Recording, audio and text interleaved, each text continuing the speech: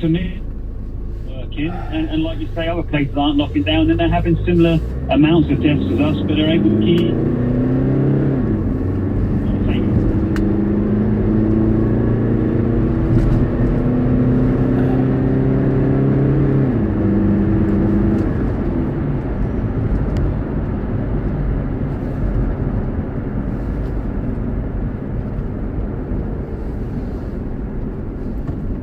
Service have told us that certain governments, including China, and Christopher Wray, the former head of FBI, told us that 250,000 accounts that were fake were promoted by the Chinese regime to promote lockdown around the world, and Twitter hadn't taken them down. So a lot of the stuff you see online attacking people that are skeptical of lockdown is actually part of a orchestrated PR campaign online by regimes that have an interest in us staying locked down, because yesterday it was revealed that China will overtake the world as the world's leading economy by 2024. Absolutely. They're not in lockdown, by the way. They've been having pool parties in Wuhan. They've been out for a while. And our boys at GCHQ have actually taken on a lot of new staff working specifically on this kind of, not data mining or what, social engineering that goes on, particularly in Russia and China, and obviously when things like this are going on. Yep. I would encourage, Kevin, I would encourage listeners who are users of social media not to be intimidated when they question lockdown, because it will come. And if you listen back to my show from yesterday on Catch Up, I went into around 14 to 15 points with evidence of China's global PR campaign to encourage the world to go into lockdown. I posted it this morning in Tablet Magazine, an article published by Michael Senger, which I published this morning as well. You can go and have a look at it with all the hyperlinks in the article leading back to every piece of evidence indicating that this is part of a campaign to encourage us to stay in lockdown. I mean, it's crazy to see, and there's so many people, just begging to be locked down. I see friends of mine on social media who are, very smart, forward-thinking people, but the last 8 months, they've been had the beat into them or drummed into them. This is the only way to deal with it. And if you speak outside of the box, you're really running the risk of I don't know, being some kind of conspiracy theory. You must continue, Kevin. Way beyond that. You must continue. Conspiracy theory, they said that to me when I had the New York Post on my show, when Twitter and Facebook banned that Hunter Biden story. Now look at them, they're all running the story after the election. Exactly. I mean, I won't bore you with my background, but I'm former military, and I have worked on stuff that was denied at the time, and I was actually on a job in Macedonia that was denied on the front page by Tony Blair. Yeah. And I was actually there, so I know how it works. I know that there is such a thing as conspiracy, and we're not always told the truth. I know that for a fact. Well, I was just going to say to you, WMD in Iraq. Well, exactly. It's all there to see. It's all there to see. Right, and I'm not. And the problem is that you go down that road and you get thrown in with a lot of other. You go down that road, but the idea.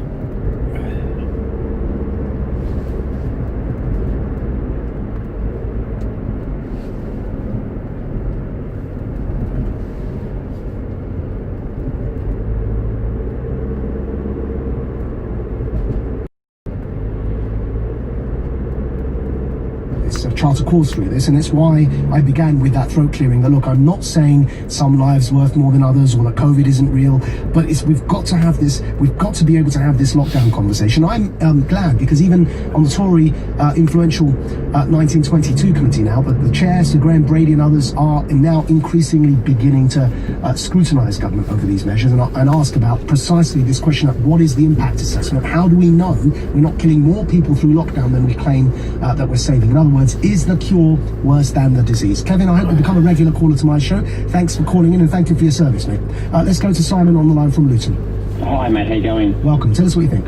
Yeah, firstly, congratulations that you haven't been sacked, I suppose, from LBC, because, I mean, I have noted in the past 4 months, Magic, that you've become quite angry.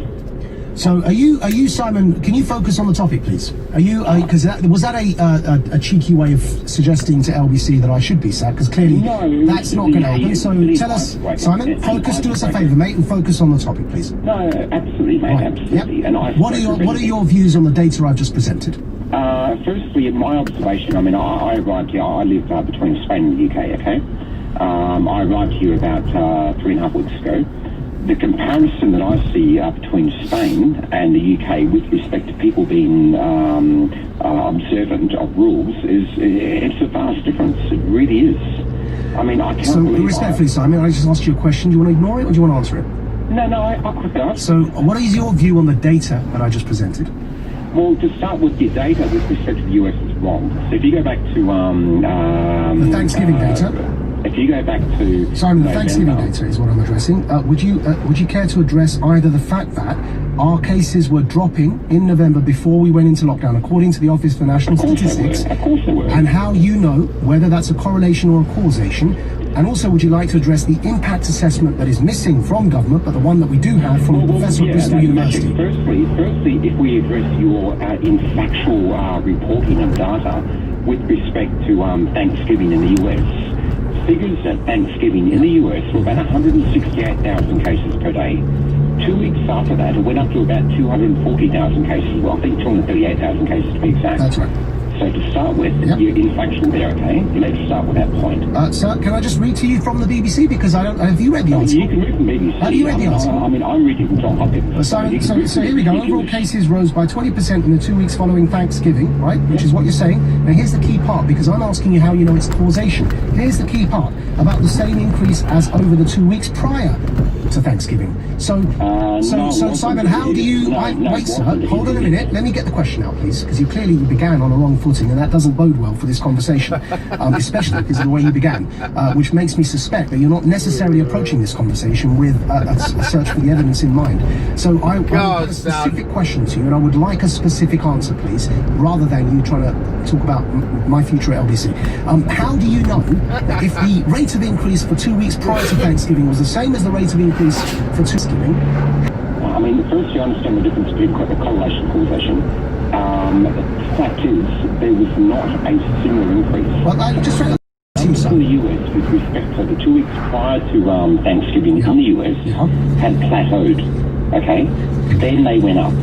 So I've got Simon, I am literally staring at the graph in front of me, so I don't know what you're looking at, but I'll read it one more time for you.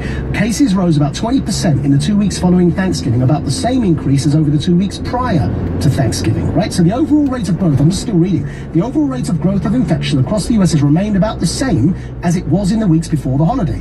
I'll give you the precise, have a read of this please, I'll give you the precise article name and author, 6 days ago on the BBC by Jake Horton. It's called COVID, Thanksgiving, the cause of a spike in US infections, reality check on the BBC website, Simon. Thank you very much for calling, buddy. I've got to go to the news. Clearly that conversation wasn't going to go any further, in particular, as evidenced by the way it began. I can assure everybody listening that my future at Global is rather cushy.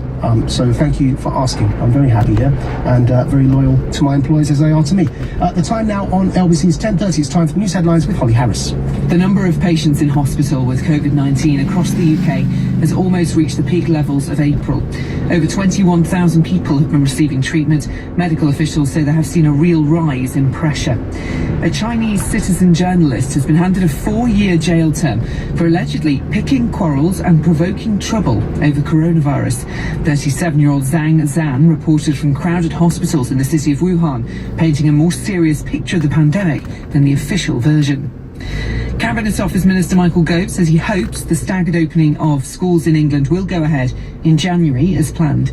Pupils in Year 11 and Year 13 are scheduled to return on the 4th of January, while other secondary students will go back a week later.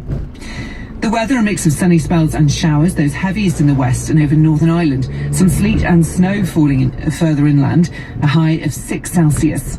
This is LBC. Dine in this new year for just £15 for 2 of you. Enjoy a main, side and wine, plus a starter or dessert. Our best ever chicken Kiev, delicious Conte Poulet Prosecco, and maybe a gastropub melt-in-the-middle pudding. This is not just food, this is M&S food. All your M&S food departments are open. Over 18s only, selected stores only, T's and C's apply. The Euronics sale is now on, delivering great prices, great value and great local service.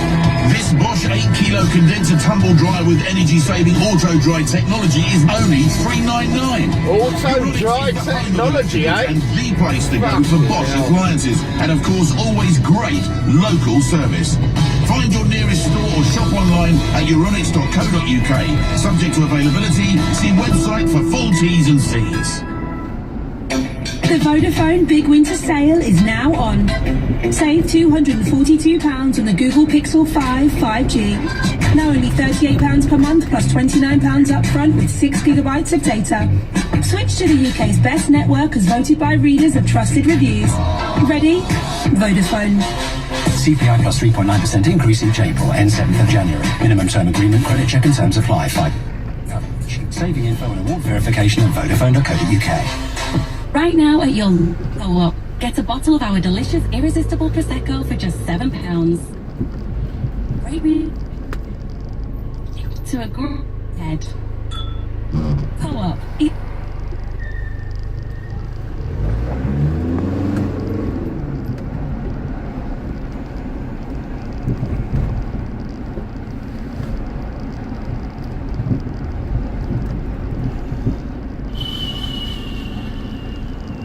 Range of deals with Argos. You good to go?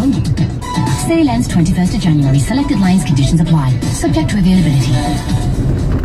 Get a credit limit of up to £1,500 when you need it. Check if you're eligible at ocean.co.uk without it affecting your credit score. Intelligent Lending Limited is a credit broker. Capital One is the exclusive lender. Representative 39.9% APR variant. No annual fee. The Ocean Credit Card. Visit ocean.co.uk. At Filippo Berio Olive Oil, our master blenders never stop until they find the perfect flavor worthy of our founder signature that you will still see on every bottle. Filippo Berio, his signature. Here on LBC. Let's go straight back to your calls. Lots of you trying to get through on this. And James is waiting from Birmingham. Speak to us, James. Hi, Majid. Welcome.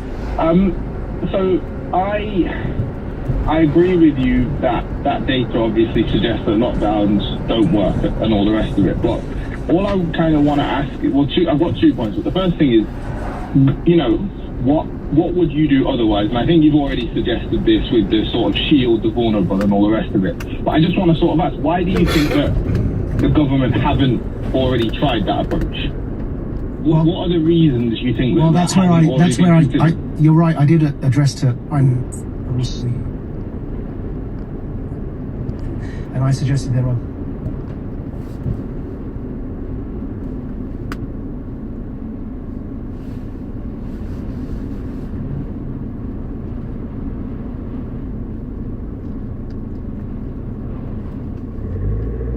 Separate hour on that, but there is also Professor Carl Hennigan in The Spectator has written an entire piece on the conflicts of interest in COVID science. Have a look at both of those, and it really is, especially Cameron and Bust's piece, the language